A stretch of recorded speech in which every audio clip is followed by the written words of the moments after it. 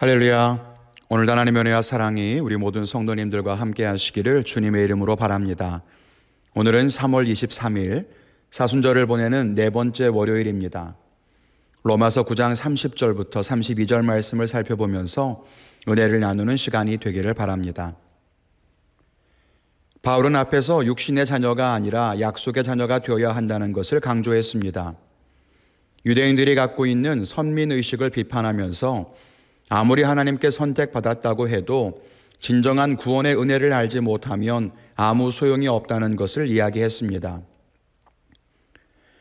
우리는 바울의 마음을 알아야 합니다. 바울은 유대인들을 정죄하거나 공격하려는 마음으로 그렇게 한 것이 아닙니다. 오히려 유대인들을 구원하고자 하는 바울의 애타는 마음을 우리는 읽을 수 있어야 할 것입니다. 바울은 약속의 자녀가 하나님의 유업을 받는다고 하면서 오늘의 말씀을 이어가고 있습니다. 오늘 말씀에 보니까 의를 따르지 않았던 이방인들은 의에 이르고 의의 법을 따라갔던 유대인들은 율법에 이르지 못했다고 합니다. 이 말이 무엇일까요? 우리가 로마서 앞부분에서 다루었듯이 율법은 죄를 보여주고 알게 합니다. 우리를 의롭게 하는 것이 아니라 죄인임을 깨닫게 하죠. 그러니 율법의 길을 따르면 우리가 죄인으로서 의에 이르지 못한다는 결론에 이르를 수밖에 없습니다. 죄를 해결하는 은혜만이 비로소 우리를 의로움에 다다르게 합니다. 오늘 말씀을 통해 짧게 은혜를 나누기를 원합니다. 첫째는 믿음의 본질과 증명은 같은 것이라는 겁니다. 바울은 계속해서 유대인들의 선민 사상이나 율법주의를 비판합니다. 그것이 구원과 은혜와는 다른 것이라고 말하죠. 그렇다면 예수님의 은혜가 이루어지기 전에 구약의 선조들은 모두 은혜에 실패한 사람일까요? 그렇지 않습니다. 율법의 시대에도 하나님의 마음에 합한 사람들이 있었고 하나님의 은혜를 누렸던 많은 사람들이 있었습니다. 오늘 본문에 보면 유대인들은 율법을 따르다가 율법에 이르지 못하고 이방인은 의를 몰랐으나 믿음으로 의에 이른다고 합니다. 그러면서 율법주의에 빠진 유대인들을 행위에 치우쳤다고 말합니다. 즉 바울이 말한 유대인들의 선민사상 혹은 율법주의의 문제는 행위로 구원을 이루려고 하는 인간적인 방법 때문입니다. 그것은 결코 우리를 의에 이르게 하지 못합니다. 그러므로 유대인이든지 이방인이든지 혹은 율법을 알든지 모르든지 중요한 것은 그의 믿음의 본질이 은혜를 사모하며 갈망하는 진짜 믿음인가 아니면 행위와 공로를 자랑하는 잘못된 믿음인가입니다. 그리고 이것은 결과를 보면 알 수 있습니다. 열매를 보면 나무를 알 수 있는 것처럼 믿음의 결과를 보면 믿음의 본질을 알 수 있습니다. 여러분 리트머스 종이를 기억하십니까? 어떠한 용액이 알칼리성이냐 산성이냐를 판단하는 식별 방법입니다. 붉은색과 푸른색 시험지가 있는데요.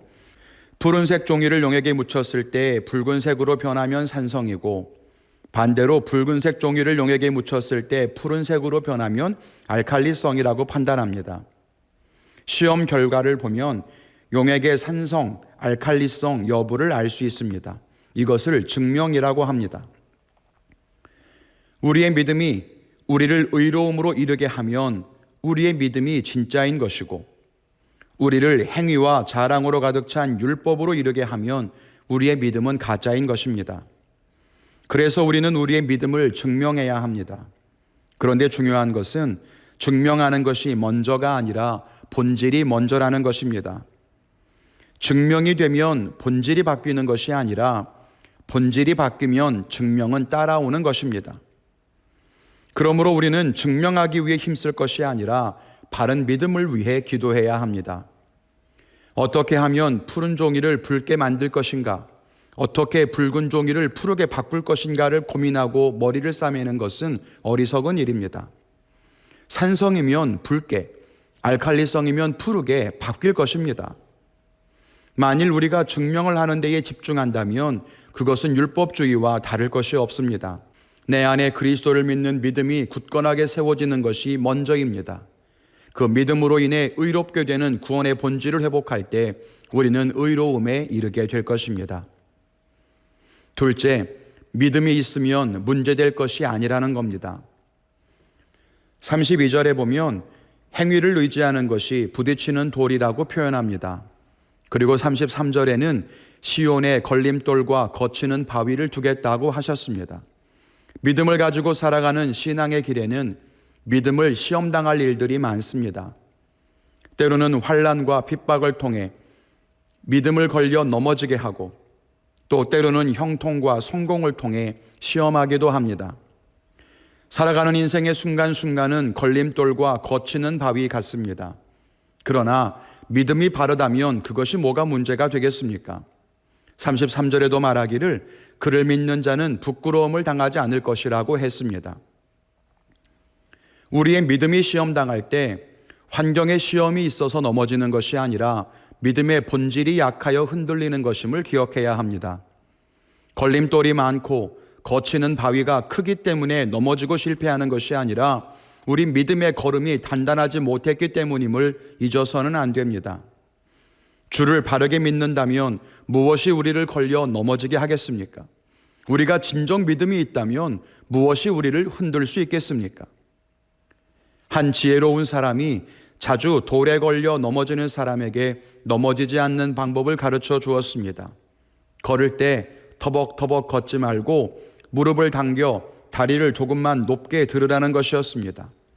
다리를 들면 돌멩이에 걸리는 것이 아니라 돌멩이를 밟을 수 있습니다. 걸림돌은 밟으면 되고 거치는 바위는 넘어가면 됩니다. 믿음이 있으면 시험은 아무런 문제가 되지 않습니다. 유대인들은 율법이라는 좋은 선물을 받아놓고도 거기에 걸려 넘어지고 말았습니다. 넘어지기는커녕 시험을 이기는 것이 당연했을 텐데도 그들은 오히려 하나님이 주신 것에 넘어지고 맙니다. 우리 신앙에도 선한 것들과 복된 것들이 걸림돌이 될 때가 있습니다. 거룩한 소명, 뜨거운 열정, 복음의 사명도 때론 걸림돌처럼 느껴질 때가 있습니다. 우리는 그것을 넘어서야 하는 것입니다.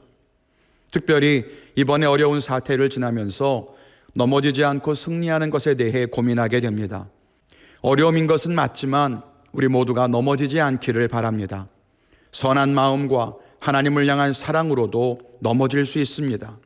그러나 우리의 믿음이 굳건하면 우리는 이겨낼 수 있을 것입니다. 말씀을 맺겠습니다. 우리의 믿음의 끝에는 무엇이 있을까요? 열심히 달려가다가 마주한 곳이 막다른 곳이라고 한다면 얼마나 안타까울까요? 우리가 율법에 매여 인간적인 열심으로 섬기는 자가 아니라 하나님을 향한 진실한 믿음으로 승리의 길을 걸어갈 수 있기를 바랍니다.